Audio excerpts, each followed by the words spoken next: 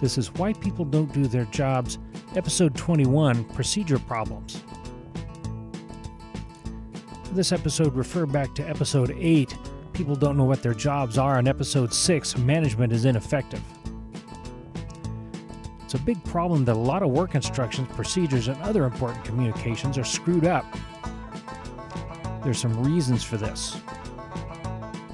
Number one is they weren't very good in the first place. Number two is the process changed, they're not doing it that way anymore and nobody wrote it down. And number three, there are no negative consequences for people in charge of maintaining screwed up work instructions. A lot of work instructions are screwed up. This is according to this noted expert in quality systems. This is somewhere between 20 and 40% across all industries and organizations. Oh, it's an MBA graph. You know how I love these. On this axis, we have work instructions screwed up and pretty good. And on this axis, we have whether or not they're obeyed.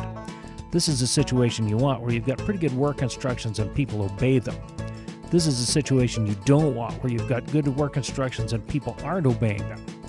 That's called insubordination. But it's a possibility that your work instruction is screwed up and you don't know it. Here's a third possibility. This is a toxic situation. It's called destructive compliance. Your work instruction is screwed up and no one is telling you. They're either afraid, apathetic, or passive-aggressive. Anytime I ever did it, that was why. And here's the last case. Organizational dysfunction. If widespread, this is no longer a controlled system because people start to ignore the pretty good work instructions. So how do you fix this? Well, number one is you have pretty good work instructions. Number two is if you find someone not following them, find out why. Number three, review them constantly and make improvements. Number four, train new people. And finally, have high expectations, especially of the people that are in charge of the work instructions.